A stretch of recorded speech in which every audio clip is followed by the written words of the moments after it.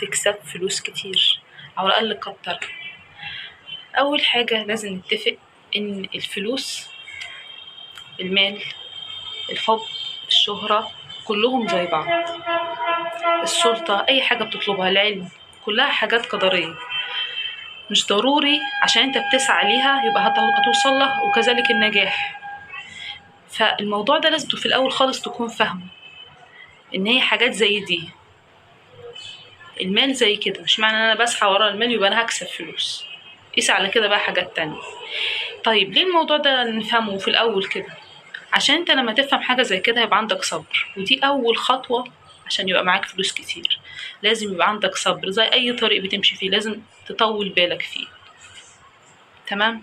تاني حاجة، لازم تكون متأكد انت رايح فين بالظبط. هل انت حقيقي بتدور على فلوس، ولا انت اصلا ماشي في طريق مثلا علمي، مثلا هنفترض العبقرية واخدة حدها وماشي في الطريق ده، ففاكر ان الطريق ده هيوصلك للفلوس. لا، المال ليه طريق لوحده. لازم تكون متأكد انت فين بالظبط. خلاص انا دلوقتي اتعلمت حاجة فدلوقتي بدور على فلوس. ما ينفعش اكون بتعلم حاجة وفي نفس الوقت بدور على فلوس، دي حاجة ودي حاجة. فمهم برضو تكون متأكد انت فين بالظبط، او انت بتدور على ايه بالظبط. دي تاني حاجة. تالت حاجة معانا، انت ضروري ولازم تكون مستمتع بطريقك. ازاي ده هيحصل؟ لازم اكون متأكد ان الحاجة دي انا بحبها عشان اقدر استمتع بيها. عشان برضو دي من الحاجات المهمة جدا، لازم يكون عندي صبر ولازم اكون مستمتع بالطريق. مش هينفع تكمل في طريق وانت زهقان وكل شوية تقول هو لسه، وتعمل حاجة انت كارهها اصلا. اي حاجة انت موهوب فيها دي احسن حاجة ان انت تعرف تجيب منها فلوس. ولو ما كانش مقدر ليك انك تطلع منها بفلوس دلوقتي، على الاقل هتكون بتعمل حاجة انت بتحبها فهتقدر تكمل فيها ويبقى عندك طولة البال اللي احنا عايزينها دي. الخطوة الثالثة او الرابعة، عشان خاطر تكسب فلوس كتير لازم يكون عندك عقل ابتكاري.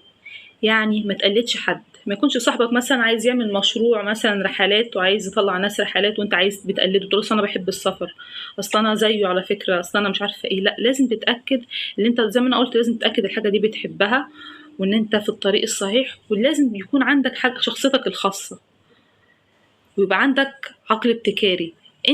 انت عارف انت ايه عايز ايه بالظبط، وانت نفس الشخص اللي ممكن هتطور الحاجه دي. لازم تعرف احتياجات الناس ايه. معظم الناس اللي بتحقق فلوس حلوة وفلوس كتير بتكون عملت فكرة جديدة، اللي هو ايه الناس احتياجات الناس ايه. انت اللي بتراقب حاجة زي كده، مش بتمشي مثلا في طريق زحمة كده اللي هو ايه الناس كلها ماشية فيه طب انا معاهم. اصل الموضوع ده بيكسب، ممكن يكون بيكسبه هو بس مش هيكسبك انت. فمهم جدا ما تقلدش حد. وبرضو من ناحية تانية، برضو بمناسبة التقليد، مش لازم تقلد نجاح حد او تشوف مثلا صاحبك ده وصل قبليك فمعنى كده ان هو عامل مجهود عنك، او مش ده ملاش علاقة. هو مقدر ليه ان تجيله فلوس دلوقتي. انت ايه المطلوب منك؟ ان انت تسعى، ان انت تعرف نفسك، تعرف انت بتحب ايه، وكل الخطوات اللي فاتت اللي انا قلت عليها دي. الخطوة اللي بعدها، لازم تتعلم تسويق. عشان انت في كل الاحوال انت معاك حاجه، خلاص انت دلوقتي دخلت في العلم اللي انت حاجه اللي انت بتحبها وخلاص ودرستها وبعد كده انا عايزه اجيب من الحاجه دي فلوس. حتى لو فكره، حتى لو هتسوق فكره لازم تتعلم التسويق، سواء تسويق الكتروني او التسويق اللي هو الواقعي اللي في الحياه الواقعيه، ايا كان لازم تتعلم تسويق.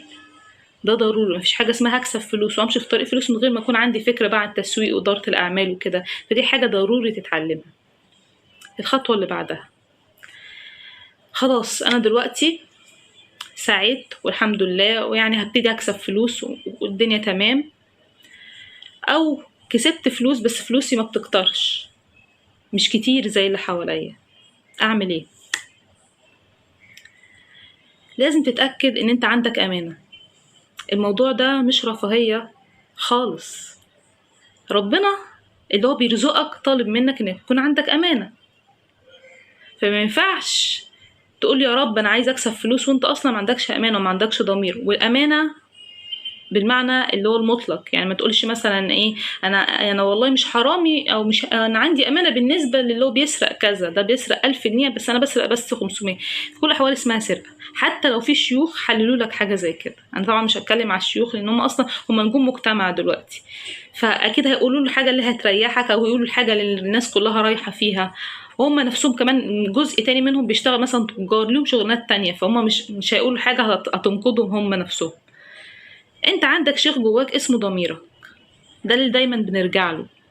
مالكش حجة، ربنا خلق لك جواك ضميرك، انت عارف انت امتى بتعمل صح امتى بتعمل غلط، فيبقى عندك امانة مطلقة. وارد ان مع الامانة دي، وبالعكس ده كتير بيحصل، ان انت ما تكسبش معاه فلوس كتير. يعني ممكن يكون عندك امانة بس تلاقي اللي ما عندوش امانة بيكسب جنبك فلوس كتير وانت يعني بالعافية. روح اسأله كده بيصرف فلوسه دي على ايه. انت شايف الفلوس الكتير بس متعرفش بيصرفها على ايه. انت معاك فلوس، هتجيب البركة منين؟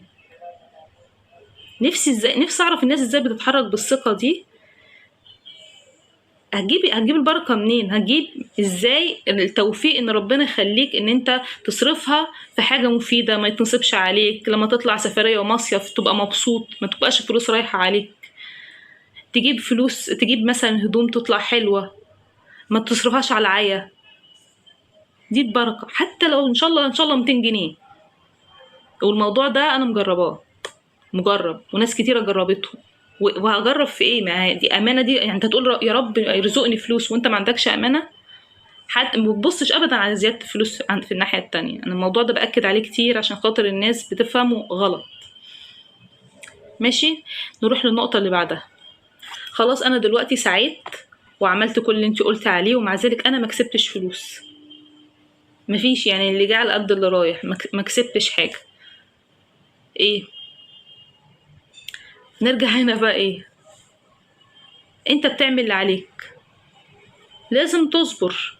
مش ربنا مش كاتب لك دلوقتي ان انت يبقى معاك فلوس، زي ما عشان كده بقول لك اي حاجه حد بيسعى ورا الشهره، ربنا مش كاتب له دلوقتي ان هو يشتهر. بدليل انك بتلاقي نجوم كتير بيسعوا ورا الشهره من تقريبا سنين، بس بتلاقي بعد كده اشتهروا هم كبار. عادل ادهم مثلا زيهم، ناس كتير اشتهرت وهي كبيره مع انها من زمان بتشتغل وبتجتهد عشان تبقى مشهوره. فربنا هو انت تعرف نفسك اكتر ولا ربنا عارفك اكتر منك، فعارف ايه المناسب ليك دلوقتي، ايه اللي هينفعك دلوقتي. انت دلوقتي لا، مش محتاج مال، انت دلوقتي محتاج يبقى عندك حاجة تانية.